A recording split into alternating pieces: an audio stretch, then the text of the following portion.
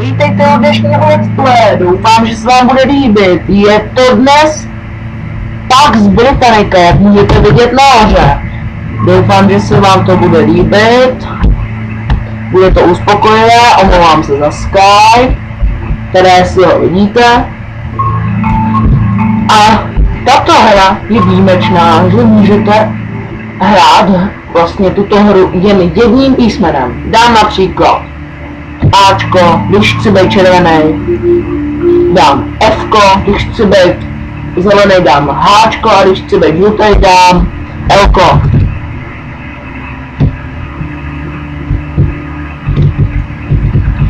Doufám, že to vyhrám, bude to snad dobré. Už mi útočí na hlavní loď. Velký bombardér. Musím taky udělat velkýho, si udělám menší. Uděláme se pár malinkatých lodíček, já tomu, když jich udělám hodně, říkám tomu elitní jednotka.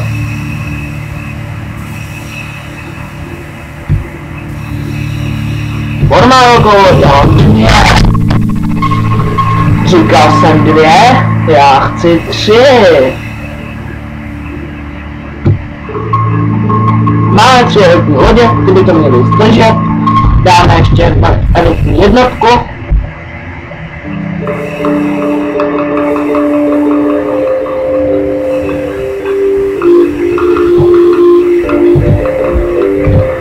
Dáme malý bombardéry. Po malinkých částečkách budeme pouštět mini lodičky.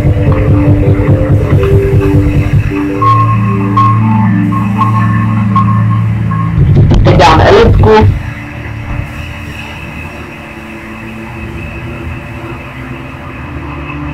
Až se to načte pořádně.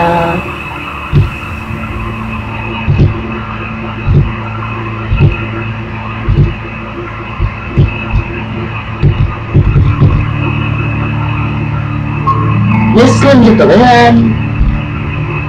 Už vychází z něj nějaké podivné jiskry, takže to vyhrám. Dáme elitní jednotku.